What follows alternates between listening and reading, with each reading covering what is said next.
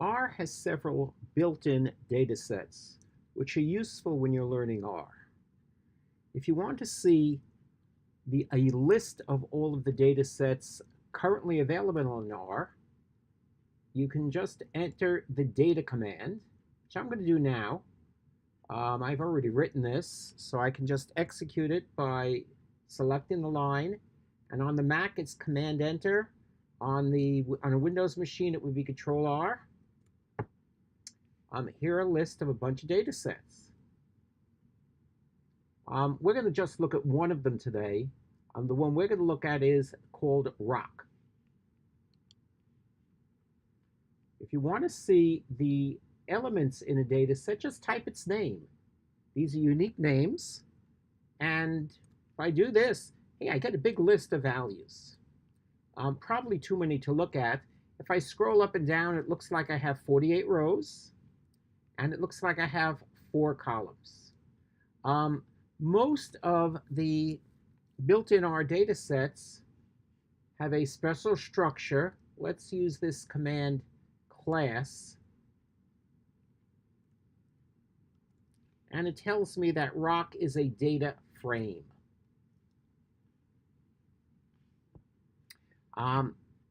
Data frames are something like a spreadsheet.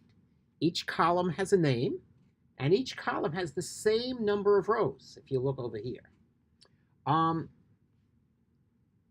The types of elements in a column are the same for every row of that data frame. In this particular case, all of the elements happen to be numbers, but it can happen that one column is something like a letter or a name. The built-in R command length gives you the number of columns in a data frame. We're going to see in a minute what length does for a vector. If I wanted to know the number of rows, there's a built-in command. It's called nrow. Here it is down there, 48 rows. This was a lot of stuff. It doesn't show on the screen. I'm going to do 2 things now. Number one, you'll see me do this several times in this video. I'm going to clear the console. Basically, it just erases the screen. All of the values of the variables I've defined, which I haven't done any yet, would actually stay in memory, but the console is clear. Now I'm going to type head rock. Now, rock, just typing rock and enter, gave me all the elements in rock. This gives me the first 6 rows. It sort of gives me an idea of what the structure is. If I actually want just the names of the individual columns, names rock gives me those 4 names. We're going to want to look at the area column. And you can't access this directly because rock has all of this data other than area. In order to do this, there's a format. It's actually called the $ format by a lot of people. If you take the name of the built-in data set, which is rock, a $, and the name of a column, it'll actually list all the elements in that column. Now, the first part of the assignment was to actually define this column as a vector with a name. And this was going to be x. So here it is, x. The assignment character is a less than and a dash, and then the rock $ area. I could have also said x equals rock $ area. In R, that would be the same thing. If I type x, I'll get a list of all the elements in x. Notice it was the same thing as rock $ area. Now, it's kind of interesting. Remember, the length for a data frame was the number of columns. The length for a vector is the number of elements. There's the 48. Okay.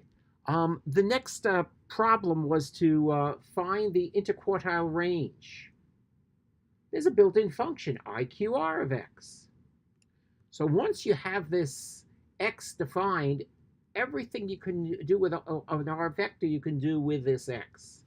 Here's the interquartile range. What if I wanted to see how many outliers were in this vector? Box plot will let me do that. In this particular case, I type box plot S, Control Enter, and here's the box plot over here. You'll notice there are no outliers. If there were outliers, you'd see little zeros above or below, indicating where the outliers are. What if I want to find the sample mean? Well, R is a very, very good statistics package, probably the most used there is. So there's always going to be a built-in function that calculates what you want here. So this is mean X. There it is. By the way, I use this special format. I have a parenthesis on the left and the parenthesis on the right, and then the assignment in the middle. And this actually assigned mean X to EX and printed it out. Ordinarily, you would have to actually do this. Do the assignment, nothing happens. And then you type the name of the variable and you get the value. I find that the parenthesis format saves me a little space. How about a trimmed mean? And sometimes people mix this up. In R, what a 4/48 trim mean would do is it basically sorts the element of X, takes out the 4 lowest values and the 4 highest values, and then finds the mean of everything left over, which is down here. Notice this trim mean is not the same as the unrestricted sample mean. Standard deviation.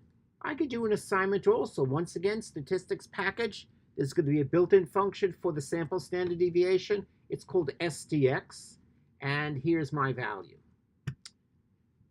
Now let me clear the screen again. Clear console. Okay, the next thing, we wanted to talk about the proportion of elements more than one standard deviation from the mean.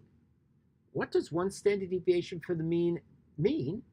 Well, it means you take the mean, or the sample mean, subtract a standard deviation, that's the left, add a standard deviation, that's the right. You can look at this little vector here. So within one standard deviation on the mean means everything from 4503.880 to 9871.578. So basically, what they wanted to know is the proportion of all of the 48 elements which are either less than the 4503.880 or more than 9871.578. We can do this using the bracket format. Bracket format, you have a vector, and this would be, for instance, the third element of X. And if you look, you'll actually see that that is the third element of X. Here, I have it right up here.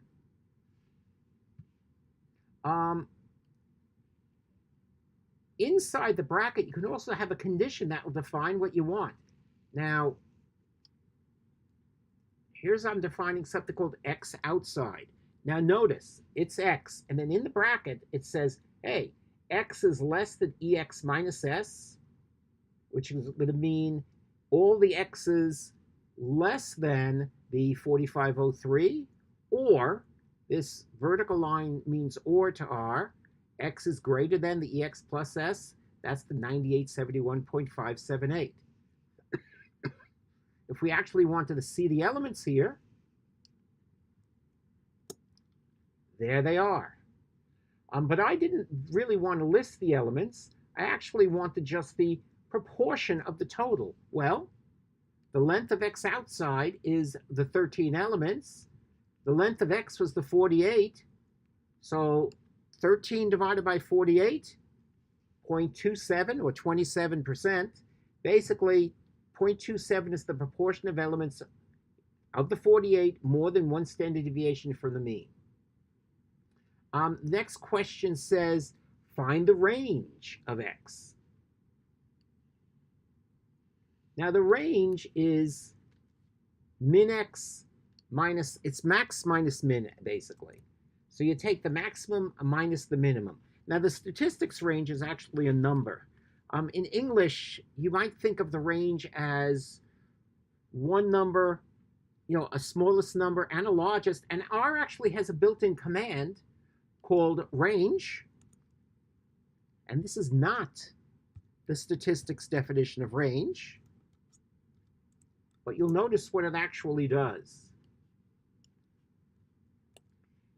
It gives you the minimum value and the maximum value. The actual statistics range is just the maximum minus the minimum. The next two problems show you how R works with vectors. So the first one says, what happens if you sum up the square root of each of the elements of x? Now, it would seem that that's hard. But if you take SQRT of x, what R actually does is it finds the square root of each of the 48 elements. So sum of SQRTX just sums them up, which is actually what question I really was asking for. And I could also take the sum of x, which adds them up, and then just finds the square root of a single number. Here it is. Notice these are two different numbers. And this is the way that we can handle built-in data. Lots more you can do with it because R is a very powerful program.